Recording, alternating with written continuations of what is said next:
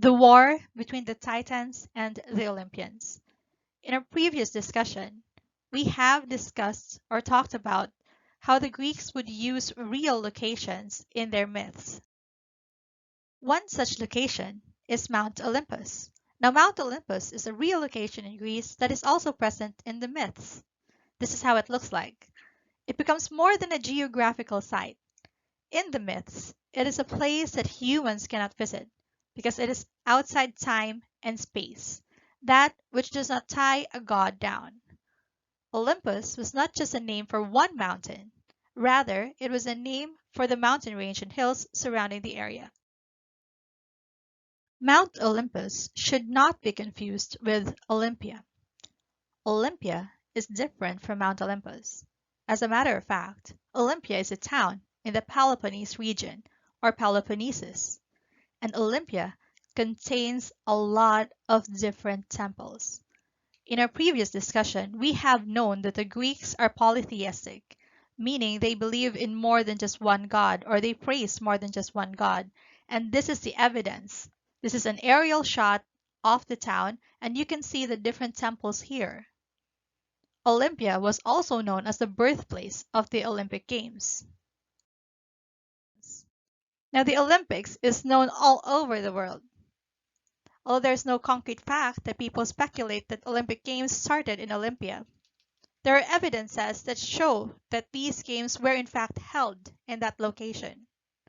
These games were done in honor of the battle between the Titans and the Olympians. And even though the battle was violent or it came from violent origins, athletes and participants were asked to set aside issues and quarrels during the Olympic Games for a peaceful competition. So what roles do these gods and goddesses play in the lives of the Greeks? As I've said before, there were temples made in honor of these gods and goddesses. These people, the Greeks, went to temples to ask the gods for help or insights. According to Mark P. O. Morford and Robert J. Leonardon, who are professors of Greek mythology, the gods were thought to send humans messages in the form of natural signs or omens, which are then interpreted by priests at the shrines of the different gods.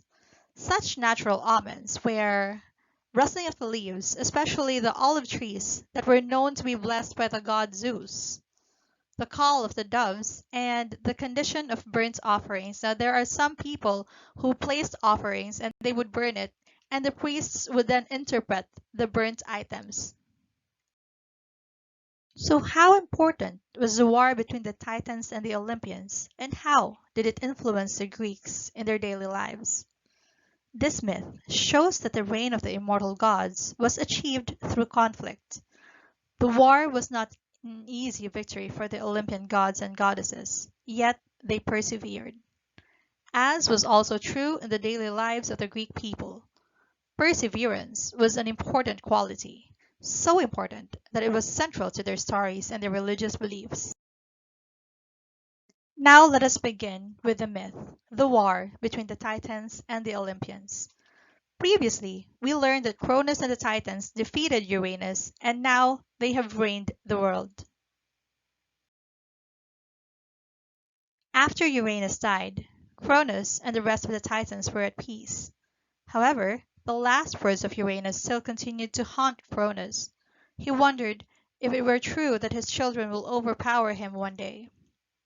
And one day, Rhea announced she was pregnant, and that was the day that Cronus dreaded the most. When his first child was born, Cronus grabbed it and swallowed it whole. After the first child, this happened 4 more times, and by the 6th time, Rhea had enough. She had devised a plan to trick Cronus and save her child. Rhea pretended to have a baby, but instead tricked Cronus by wrapping a stone with a cloth and handing it to him. Cronus, not realizing he was tricked, took the baby from Rhea and immediately devoured it without knowing it was stone. This time, when Rhea was about to give birth to her 6th child, she went to the island of Crete. Now again, Crete is a real location in Greece. She gave birth to Zeus and left him there in the care of the nymphs before returning to Cronus. Growing up, Zeus was never harmed by Cronus, as Cronus still believed that the stone he swallowed was his child. When Zeus had grown up, he went back to his mother. Rhea arranged Zeus to be their servant, much to Cronus's oblivion. One day, Zeus brought his father some wine mixed with a special potion. Cronus, not knowing the wine had anything in it, immediately drank it. The potion in the wine made Cronus throw up. He threw up the stone he swallowed, as well as all 5 of Zeus's siblings, who have already grown up while in his belly. Once reunited, the siblings didn't have time to rejoice. They immediately escaped while Cronus continued to suffer from the potion. They went to Olympus, thus making them the first Olympians. While in Olympus, the 6 siblings hatched a plan. This plan had 2 reasons. One, they wanted to overpower Cronus. They wanted to rule the earth in place of him. And secondly, they wanted to save themselves from being devoured by him again.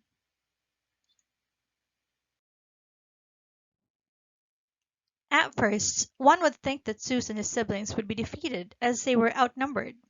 However, some of the Titans joined forces with the Olympians, and one of them was Prometheus. He is the son of Themis and Iapetus, and he had the ability to see the future, and what he saw was that the Olympians were the ones who were victorious. In other cases, or in other myths, they said that Prometheus and his brother Epimetheus did not join the war and decided to become just the witnesses to it. Another group were the Cyclops and the Hundred-Handed Ones.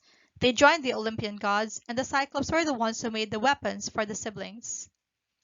The Cyclops and the Hundred-Handed Ones did not feel bound to the Titans and felt the Olympians can rule better than their brothers and sisters.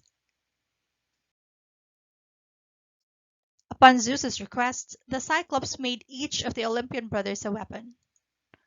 For Zeus, they made a special thunderbolt that can be thrown long distances with great force. For Poseidon, they made a trident, a 3-pronged spear that can defeat any enemy. And for Hades, they made a magic helmet that can make anyone invisible, even to the eyes of the Titans.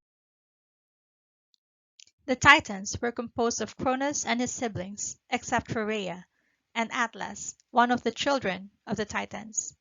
On the side of the Olympians, it was composed by Zeus, his siblings the Olympians, the Hundred-Handed Ones, and the Cyclops. The battle was violent, but it was due to the Hundred-Handed Ones' effort that forced the Titans to give up. Zeus challenged Cronus to a one-on-one wrestling match. After defeating Cronus 3 times, Zeus announced that the Olympians have won, and they claimed Mount Olympus, and gave Cronus and those who joined him different punishments. The Titans were sent to Tartarus, where the gates are guarded by the Hundred-Handed Ones for all eternity. Atlas had a different type of punishment, as he was the one who led the Titans to battle. He was forced to carry the world on his back for all eternity as well. Cronus, despite the fear of Zeus and his siblings, was not sent to Tartarus. Instead, he was exiled to the island of the dead, or the Isle of the Dead. They said that during his exile, he sent messages to Zeus telepathically. After the punishments, the siblings divided the realms of the world. For the brothers, Zeus claimed the sky. Poseidon claimed the seas and waters of the earth, whereas Hades, he controlled the dead and the underworld. For the sisters, Demeter became the goddess of agriculture. Hestia became the goddess of the hearth, the fireplace, and the home. Hera, who would later become the queen and the wife of Zeus, became the goddess of marriage, childbirth, and, of course, the home. After some time, the siblings also had their own children. Some were born in the oddest way. Athena, the goddess of wisdom and protector of Athens, was born emerging from Zeus's head. In some myths, they said that Zeus had had a headache, and suddenly, out popped Athena. Hephaestus as well was born in an odd way. Hera wanted to have children and became pregnant on her own, just like Gaia, thus giving birth to Hephaestus. He became the god of fire and the blacksmiths of the gods. Ares, on the other hand, was born from Zeus and Hera, and he was the god of war. The twins, Apollo and Artemis, were born from Leto, daughter of the Titans Phoebe and Chios. Apollo was a god of light and music, and Artemis was the goddess of the hunt and witchcraft. Aphrodite, the goddess of love and beauty, had different myths as to where she came from. But the most general myth, or the most common myth, was that she was born from the waves of the sea, or from sea foam.